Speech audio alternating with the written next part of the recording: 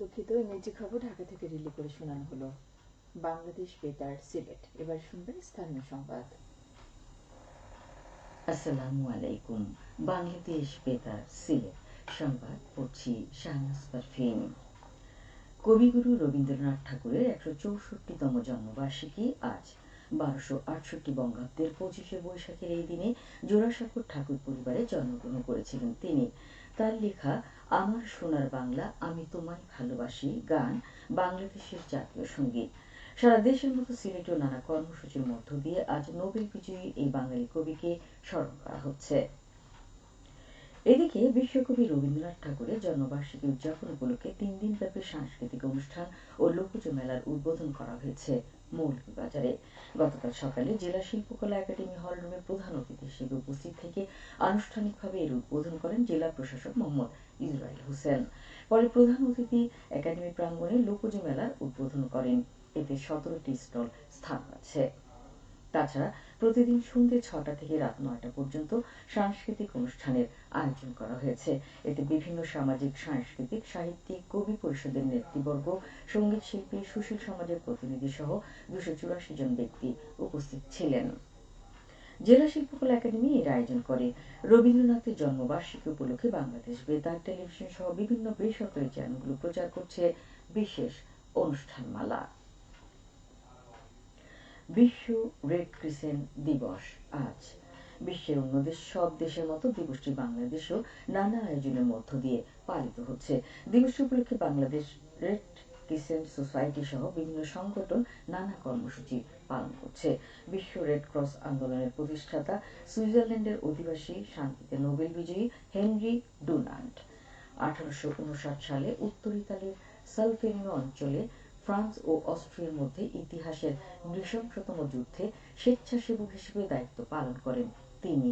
এর ধারাবাহিকতায় মানব কল্যাণ আশীর্বাদ রূপ নিয়ে ১৮৮৩ সালে তিনি রেড ক্রসের গোড়াপত্তন করেন। ১৮২৮ সালের ৮ই মে তিনি জন্মগ্রহণ করেন। এরপর থেকে তার জন্মদিনকে সম্মান জানাতে বিশ্বব্যাপী বিশ্ব রেড ক্রস ও রেড ক্রিসেন্ট দিবস হিসেবে পালিত হয়ে আসছে। মানবতা, পক্ষপাতহীনতা, স্বাধীনতা, স্বেচ্ছামূলক সেবা, একতা, নিরপেক্ষতা এবং সার্বজনীনতা এমন ৭টি মূল মন্ত্রকে ধারণ করে সেবাধর্মী কার্যক্রম পরিচালিত করে আসছে রেড ক্রিসেন্ট সোসাইটি। বাংলাদেশের স্বাধীনতার পূর্ব থেকে এই প্রতিষ্ঠানটি সেবা কার্যক্রম পরিচালনা করে আসছে। ১৮৮৮ সালে রাষ্ট্রপতির জারি করা অধ্যাদেশে বাংলাদেশ রেড ক্রিসেন্ট সোসাইটি নামকরণ করা হয়। আজ বিশ্ব থ্যালাসেমিয়া দিবস। থ্যালাসেমিয়া হলো এমন একটি রোগ যা সঠিক সময়ে ধরা না পড়লে মরণ রোগে পরিণত হয়ে যায়। তবে থ্যালাসেমিয়ার সঙ্গে লড়াই করার জন্য প্রয়োজন সতর্কতা এবং সচেতনতা। এই সচেতনতা বৃদ্ধির জন্য প্রতি বছর ৮ই মে বিশ্বজুড়ে পালন করা হয় বিশ্ব থ্যালাসেমিয়া দিবস। ১৯৯৪ সালে থ্যালাসেমিয়া আন্তর্জাতিক ফেডারেশন প্রতিষ্ঠাতা ও সভাপতি প্যানোস অ্যাঙ্গেলজোস এই দিবসটি প্রতিষ্ঠা করেন। তিনি তার ছেলে জর্জের স্মরণে এই দিবসটি শুরু করেন, যিনি থ্যালাসেমিয়ায় মারা যান। এই রোগে প্রাণ হারানো সকল ব্যক্তিকে সম্মান জানাতে এবং থ্যালাসেমিয়ার জন্য সচেতনতা, প্রতিরোধ এবং ব্যবস্থাপনা কৌশল প্রচারের লক্ষ্যে এই দিনটি পালন করা হয়। Bangladesh photo journalist association Sylhet বিভাগীয় কমিটির দ্বিবার্ষিক নির্বাচনী ঘোষিত তফসিল অনুযায়ী মনোনয়নপত্র সংগ্রহ আগামী ১০ই মে, জমা ১২ই মে, বাছাই ও খসড়া প্রার্থী তালিকা প্রকাশ ১৩ই মে, প্রার্থিতা প্রত্যাহার ও আপিল শুনানি ১৪ই মে, চূড়ান্ত প্রার্থী তালিকা প্রকাশ ১৫ই মে। এবার অ্যাসোসিয়েশনের ৯টি পদে নির্বাচন অনুষ্ঠিত হবে। ২০২৫-২৬ অর্থ বছরের প্রথম চা নিলাম অনুষ্ঠিত হয়েছে মৌলভীবাজারের শ্রীমঙ্গলে। গতকাল উপজেলার খান টাওয়ারে দেশের দ্বিতীয় আন্তর্জাতিক চা নিলাম কেন্দ্রের অস্থায়ী নিলাম কেন্দ্রে এই নিলাম অনুষ্ঠিত হয়। নিলামে গ্রিন লিফ চা বাগানের গ্রিন টি বিক্রি হয়েছে সর্বোচ্চ ১,৫০০ টাকা কেজি দরে এবং তেলিয়াপাড়া চা বাগানের ব্ল্যাক টি বিক্রি হয়েছে সর্বোচ্চ ৪০০ টাকা কেজি। নিলামে ৫টি ব্রোকার্স হাউজের মোট ১,১৪,৮38.১০ কেজি চা তোলা হয়। এর বাজার দর ২,২৯,৬৭,০০০ টাকা। নিলামে তোলা অর্ধেকের বেশি চা বিক্রি হয়েছে বলে জানিয়েছেন নিলাম কর্তৃপক্ষ। চা বাগান মালিক ও ব্রোকার্স জানান, সাম্প্রতিক বৃষ্টিপাতের কারণে চায়ের গুণগত মান ভালো হয়েছে। সিলেটের সীমান্তবর্তী বিভিন্ন এলাকায় অভিযান চালিয়ে বিপুল পরিমাণ ভারতীয় চোরাই পণ্য জব্দ করেছে গতকাল বিজিবি। ৪৮ ব্যাটালিয়ন সীমান্তবর্তী প্রতাপপুর, নোয়াকাট, সংগ্রাম, ডিবিরহাওর ও শ্রীপুর সীমান্তবর্তী এলাকায় সেনাবাহিনীর সহায়তায় যৌথ অভিযান পরিচালনা করা হয়। অভিযানে বিপুল পরিমাণ ভারতীয় কাপড়, কসমেটিক্স, খাদ্য ও মাদকদ্রব্য জব্দ করা হয়। জব্দকৃত মালামালের আনুমানিক মূল্য ২,৫৫,০০,০০০ টাকা। এবারে শুনুন কৃষি সংবাদ। সুনামগঞ্জের শতভাগ বোরো ধান কর্তন সম্পন্ন হয়েছে, এতে খুশি জেলার লক্ষাধিক কৃষক।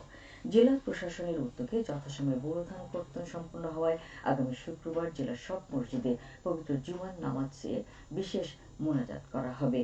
এছাড়া অন্যান্য ধর্মীয় প্রতিষ্ঠানসমূহে মহান সৃষ্টিকর্তার নিকট কৃতজ্ঞতা প্রকাশ সুযোগ প্রার্থনার আয়োজন করা হবে। উল্লেখ করা যেতে পারে জেলায় এবার 2,23,410 হেক্টর জমিতে বোরো আবাদ করা হয়। ক্ষুদ্র ও প্রান্তিক কৃষকদের মধ্যে বিনামূল্যে গ্রীষ্মকালীন শাকসবজির বীজ ও সার বিতরণ করা হয়েছে গতকাল মৌলভীবাজারের বড়লেখা উপজেলায়।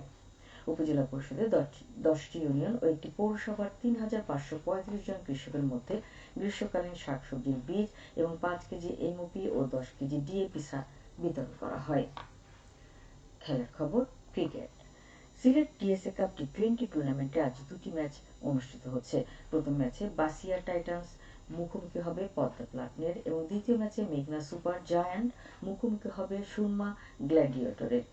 গতকাল 2টি ম্যাচ অনুষ্ঠিত হয়েছে। প্রথম ম্যাচে যমুনা ওয়ারিয়র্স 20 রানে মেঘনা সুপার জায়ান্টকে পরাজিত করে। দ্বিতীয় ম্যাচে সুরমা গ্ল্যাডিয়েটর 7 উইকেটে বাসিয়া টাইটান্সকে পরাজিত করে। সবশেষে আবহাওয়া। আজ বেলা 1টা পর্যন্ত পূর্বাভাসে বলা হয়েছে সিলেট সহ পার্শ্ববর্তী এলাকার জন্য কোনো সতর্কবাণী নেই এবং কোনো সংকেতও দেখাতে হবে না। আজ সিলেটে সূর্যোদয় হয়েছে 5:12 এবং সূর্য অস্ত যাবে সন্ধ্যে 6:26। সংবাদ শেষ হলো। আমাদের পরবর্তী স্থানীয় সংবাদ প্রচারিত হবে বিকেল 4:30।